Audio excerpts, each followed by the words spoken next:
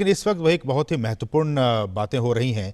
देश के 3 मशहूर बड़े doctors, doctor Randeep Guleria, doctor Devi Shetty और डॉक्टर नरेश त्रेहान, क्या कुछ कोविड के मसले पर उनके क्या कुछ विचार हैं, क्या कुछ वो कह रहे हैं, अपने विचार इस वक्त वो साझा कर रहे हैं। आइए वो सुनते हैं।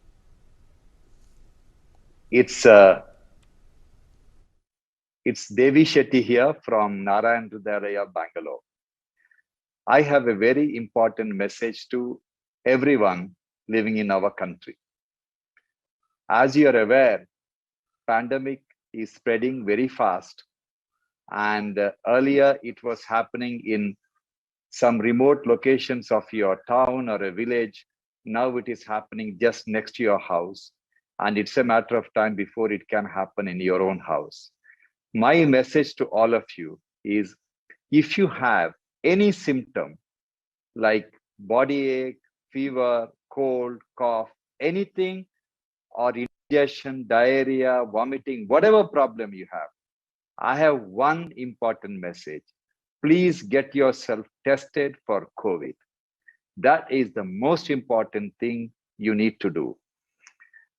For whatever reason, if you're not able to get the test done on the same day, please isolate yourself, because if you turn out to be positive, you don't want to end up infecting all your family members. And drink plenty of water and always wear a mask. Always wear a mask. That is very important. And you get your test done, and God forbid you're positive. God forbid you're positive. My recommendation is that first you see a doctor, get their opinion. It is very, very important for you to get the opinion from a well-trained doctor who knows how to manage COVID.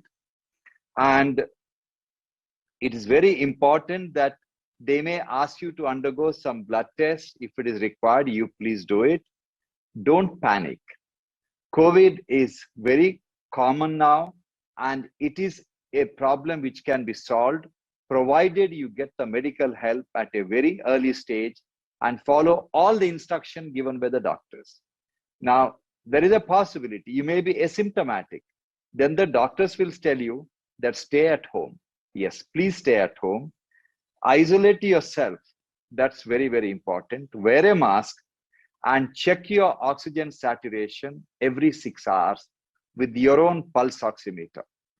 I expect every citizen of this country now to, at least every household, to have at least 1 or 2 pulse oximeters, which are freely available, and they're not very expensive.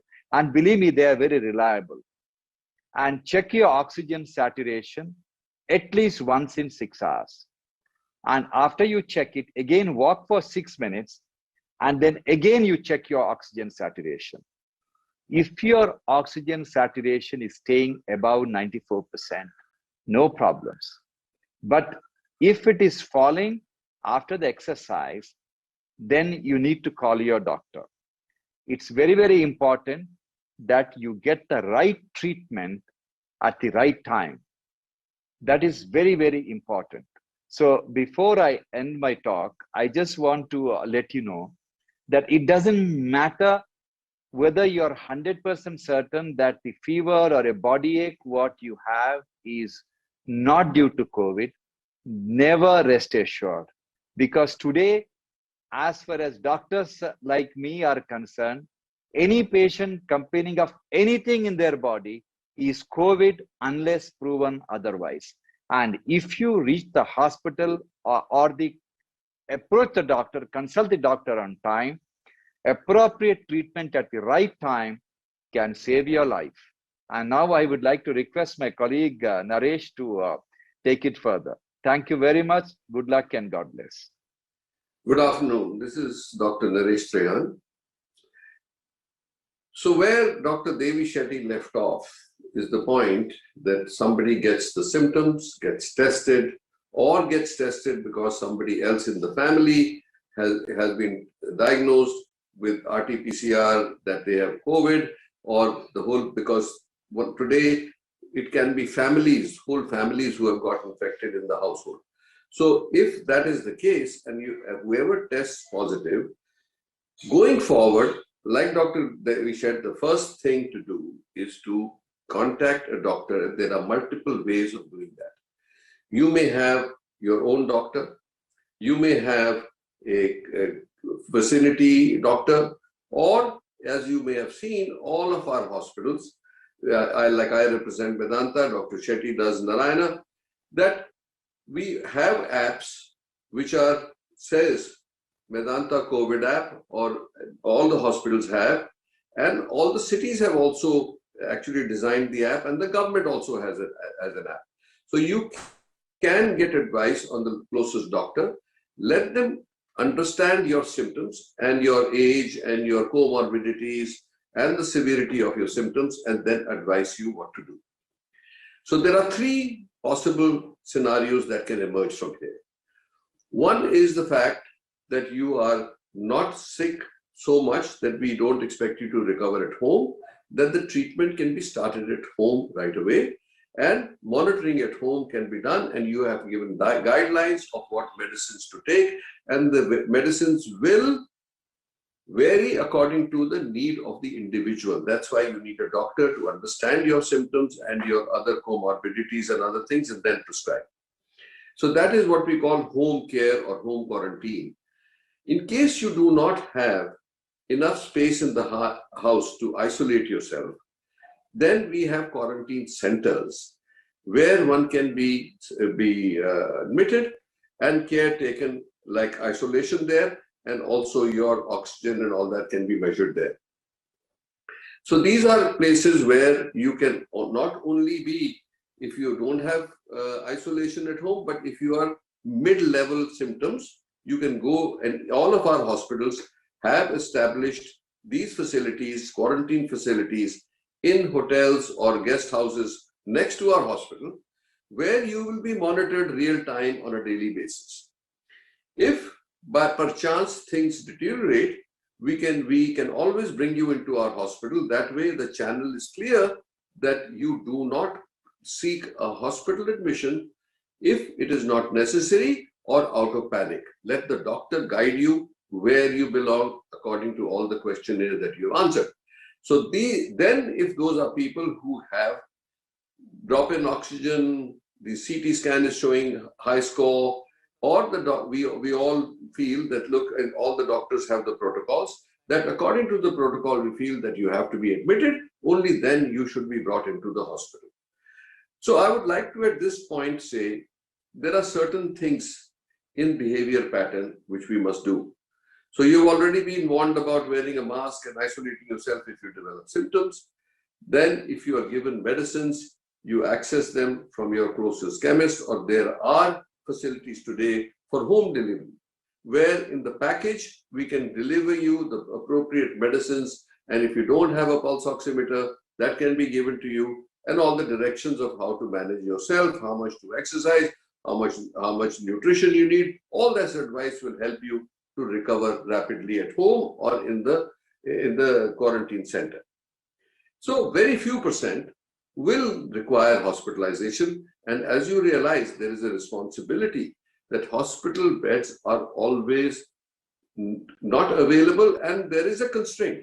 So we must utilize those hospital beds judiciously and with responsibility, and that responsibility rests on all of us, the citizens, the doctors, the hospital providers, and then of course intensive care unit for those very few people who may need to go to.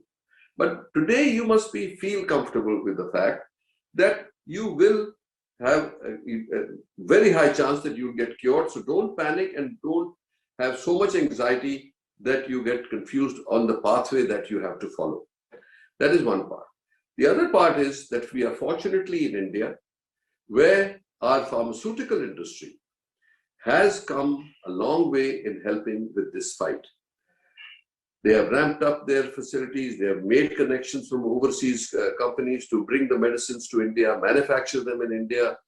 So you take medicines like Faviflu, you take remdesivir, you take some of the other vitamins and all that you need, we prescribe. All those have been manufactured in India in enough quantity. Now, you may have heard there was a shortage of remdesivir available. So I want to address the fact, when do you need remdesivir? We have now made a protocol that remdesivir is to be given not to everybody who will test positive. And that misconception I would like to take out of people's mind. Only the doctor will look at a set of test results and a set of symptoms which show that a person is experiencing a viral load which is giving them high fever.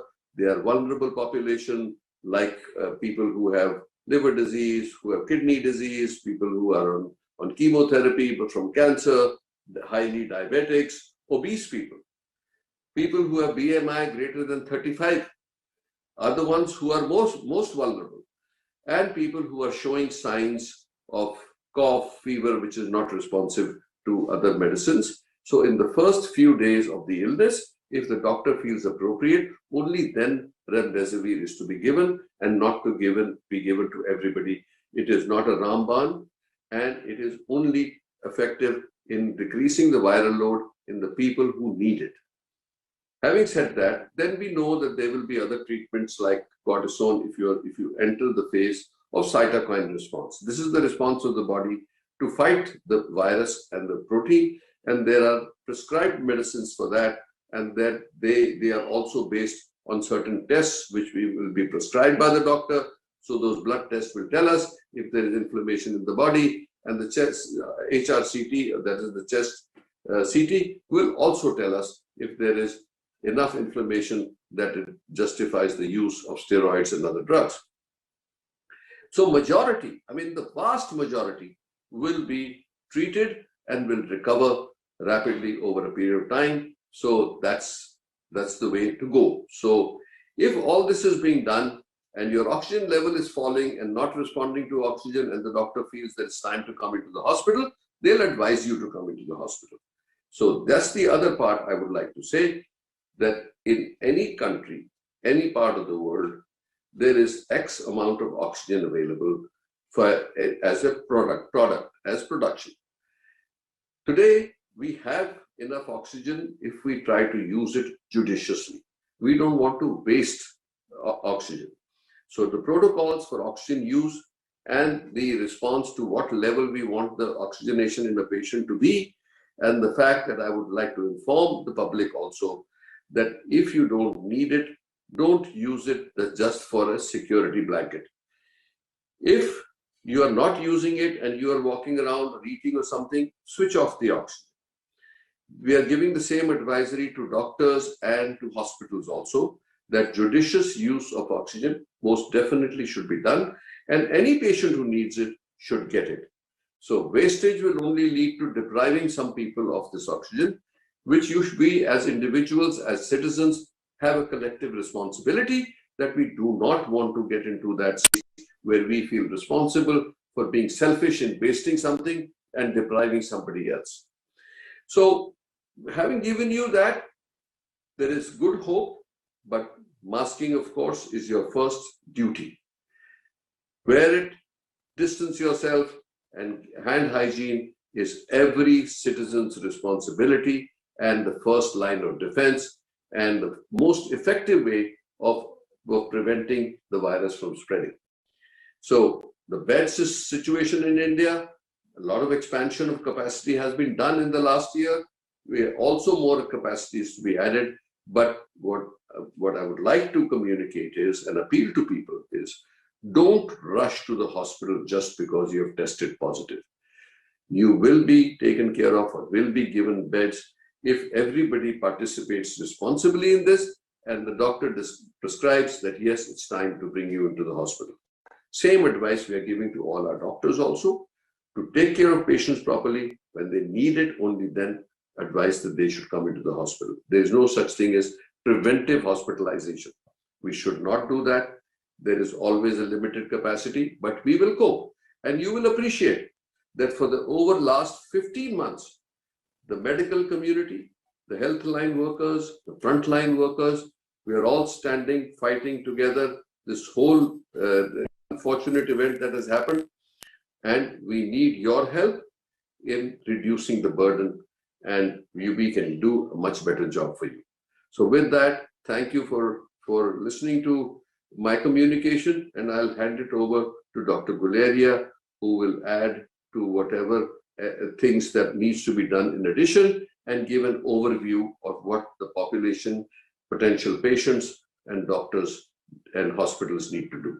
Thank you for your attention, and over to Dr. Guleria, please. Thank you, sir. Thank you, Dr. Trehan. And I'll be addressing a few things which I think are important for the public to understand as far as the current situation in the pandemic is concerned. And I'll take it from where Dr. Trehan left off.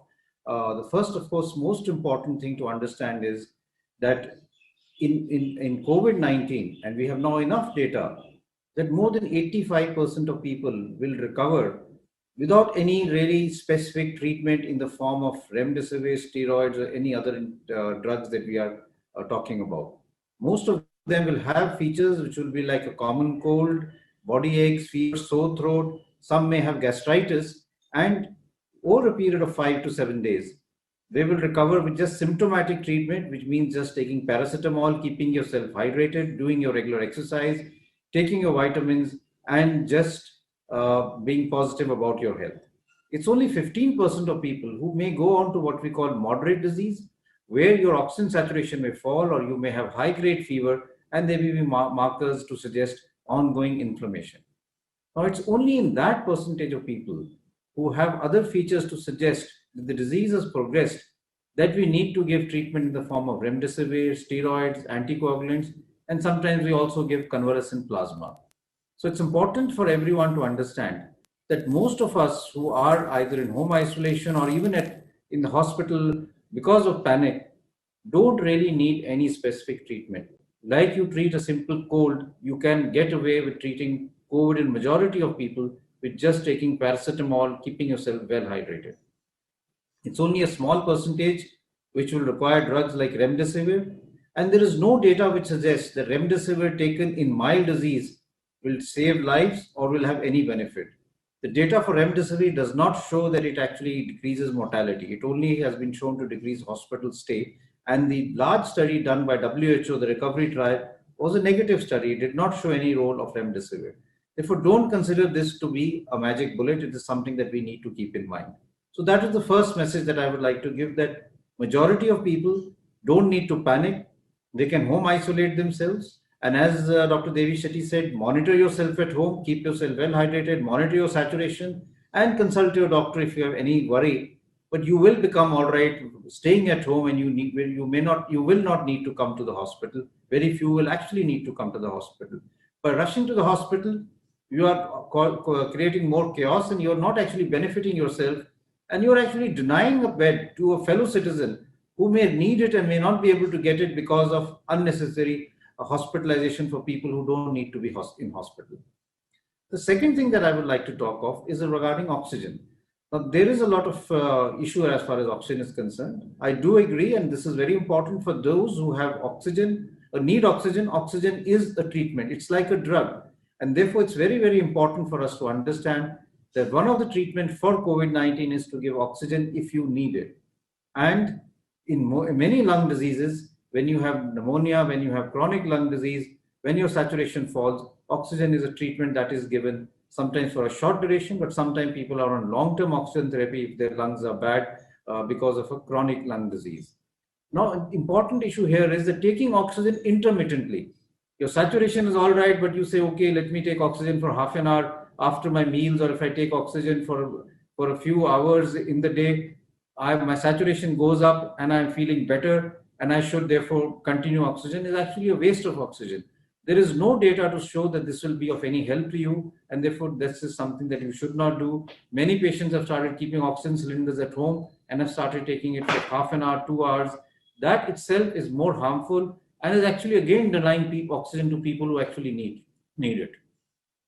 The third important thing to remember as far as oxygen is concerned is oxygen is carried in our blood.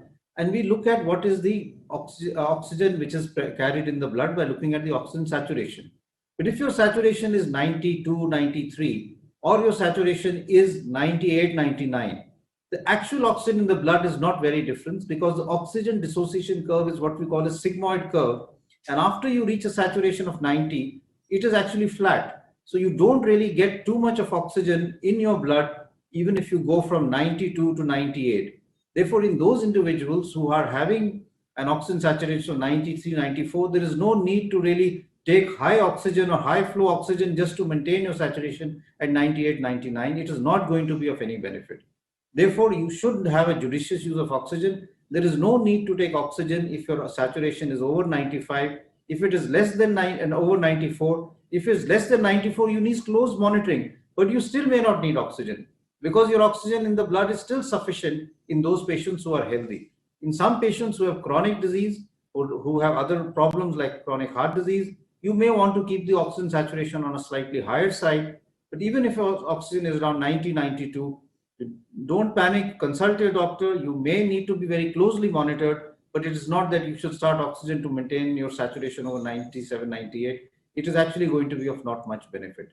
And I think as a country collectively, if we work together and say that we will use remdesivir judiciously, we use oxygen judiciously, there will be no shortage of oxygen, whether we talk of Maharashtra, Delhi, Chhattisgarh, or any other state, because in terms of the number of patients who need oxygen and the supply of oxygen, that is well balanced. But if you suddenly start hoarding oxygen, if you start using it, you don't need it, then obviously you will have a deficiency which is self-created rather than actually existing. So my appeal to everyone is that please don't take oxygen when it is not required. Taking oxygen just for the fun of it is denying oxygen to someone who may actually need it and whose life could be saved. And secondly, even if your oxygen saturation is 93, 94, don't rush to take oxygen to bring it up to 98, 99. Your oxygen carrying capacity in the blood will remain the same, not going to change so much as far as the oxygen dissociation curve is concerned. The third thing that I wanted to mention was regarding vaccination. There is a lot of fear now. What is the point in getting vaccination? Because I know a person who got vaccinated, and even after 2 weeks of vaccination, he got COVID-19. The vaccine prevents you from getting disease. It may not prevent you from getting infection. And we must understand the difference between the two. The vaccine will prevent you from getting disease in the form of severe illness, hospitalization, going into the ICU, or even dying from COVID-19. We know that it has a good protection in majority of people as far as the vaccine is concerned. But in some, you may still get, when you are exposed to a patient with COVID-19, the virus may still come in your nose and throat. It may multiply there for some time, but the antibodies which have been produced because of the vaccine that you've taken will not allow the virus to further replicate, and it will not allow the disease to become more severe, and therefore you will be saved.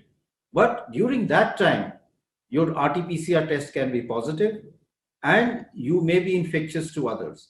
Therefore, it's very important for all of us to understand that even after getting the vaccine, we may have a positive COVID report and we will also be infectious. So wearing a mask even after you have become COVID positive, after you got your vaccine, is very, very important to protect your near and dear ones, your family members, your colleagues, because they may not have been vaccinated, or their vaccine may not have been completed in terms of both the shots, and they may be susceptible to the infection.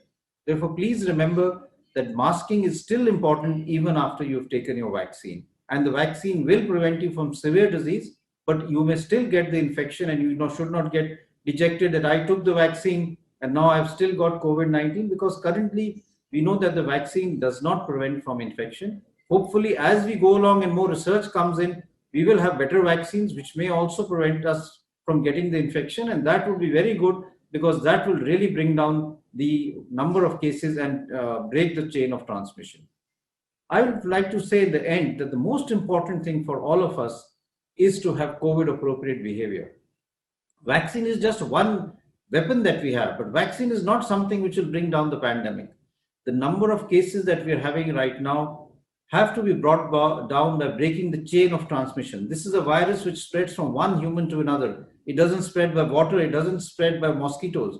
So if we are able to prevent virus spreading from ourselves, if we are positive to another person, we will break the chain of transmission and the virus will not spread in our community. Therefore, wear your mask properly, make sure it covers your nose and mouth, It is tightly sealed from the side so that you are also protected and you are also adding to protecting others also. So masking up is very, very important. Along with that, maintain your distance, 2 gaz ki duri. Along with that, wash your hands regularly. If you are in an indoor environment, make sure that there is good cross ventilation, because we are now knowing that the virus can stay as an aerosol in the air for a longer period in time, and therefore having good cross ventilation and making sure that all the air in the room is well circulated is also very, very important. But for all of us, the most important thing is that we should mask up, avoid forming crowds, avoid crowds, because crowds can be super spreading events and we can have a huge surge in the number of cases in your locality, in your area, if you are not taking care about crowds or crowds developing. You may feel that all your friends, and this happens to residents, it happens to your friends, your colleagues, that all my friends are all right, I know them, so they are not infected, so we can all sit together and have a cup of tea or have a meal together. You may have many who may be asymptomatic. And if one of them has the infection, we are now seeing a strain which is very infectious. It will infect majority, almost all of them who are sitting together and having your cup of tea or having a meal together. So please don't have crowds. Eat your meals separately, have your tea separately, communicate through your telephones, your other apps, but don't really sit together, because this is not the time to do so.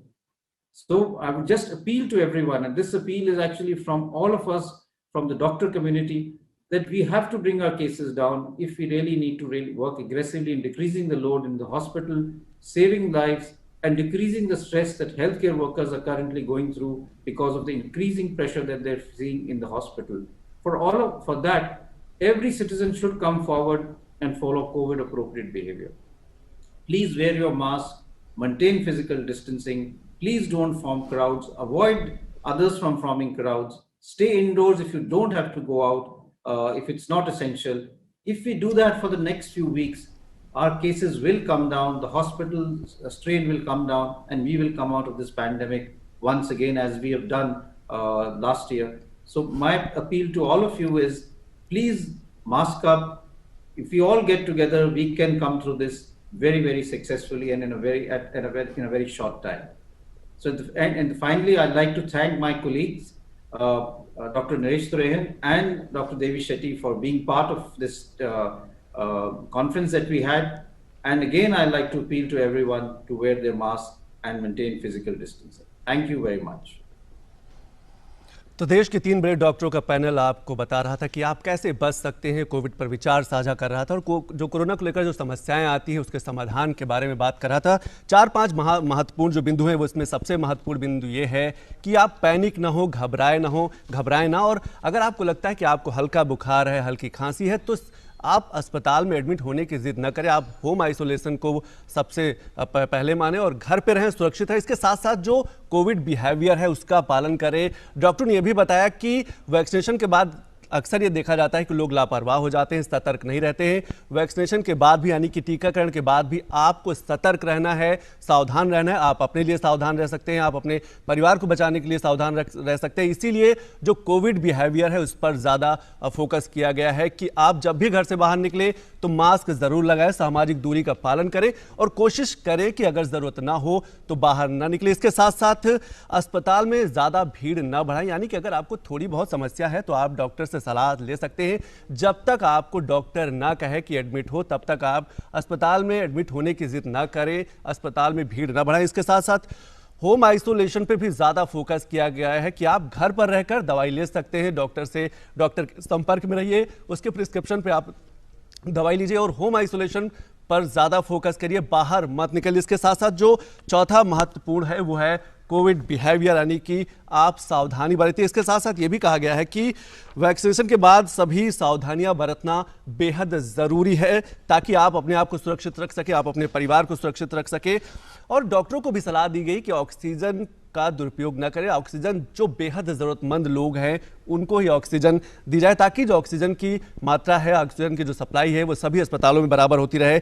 इसके साथ साथ अस्पतालों में अनावश्यक भीड़ बनाने की जरूरत नहीं है। कोविड पर अपने विचार साझा किया है देश के 3 बड़े डॉक्टरों का जो पैनल है उन्होंने अपने विचार साझा किया और इस बात पर यह बल दिया है कि आपकी सावधानी, आपकी सतर्कता ही इस संक्रमण को, इस प्रसार को, कोरोना को जो प्रसार है इसको रोक सकती है। और इसमें हमारी आपकी सहभागिता बहुत ज़रूरी है कि जब ज़रूरत ना हो तो हम घर से बाहर ना निकलें। अगर थोड़ा बहुत बुखार है, खांसी है, जुकाम है, तो इसमें जो पैरासीटामॉल है या जो दूसरी दवाइयां हैं जो डॉक्टर से आप संपर्क करके सलाह ले सकते हैं, उनके माध्यम से आप अपना बचाव कर सकते हैं। बार बार आपको अस्पताल जाने की जरूरत नहीं है। इसके साथ साथ जो और कुछ खास निकल के आया है उसमें यह भी कहा है कि जो वायरस है इंसान से इंसान के बीच फैलता है, इसीलिए जरूरी है कि जो सामाजिक दूरी है यानी कि जो सोशल डिस्टेंसिंग है उसका पालन करते रहें। तो देश के 3 बड़े डॉक्टरों का पैनल था जिसमें रणदीप गुलेरिया जी थे, इसके साथ साथ डॉक्टर देवी शेट्टी जी थे, डॉक्टर नरेश त्रेहान जी थे, जो बता रहे थे कि हमारी आपकी जागरूकता, हमारी आपकी सहभागिता ही इस संक्रमण के प्रसार को रोक सकती है।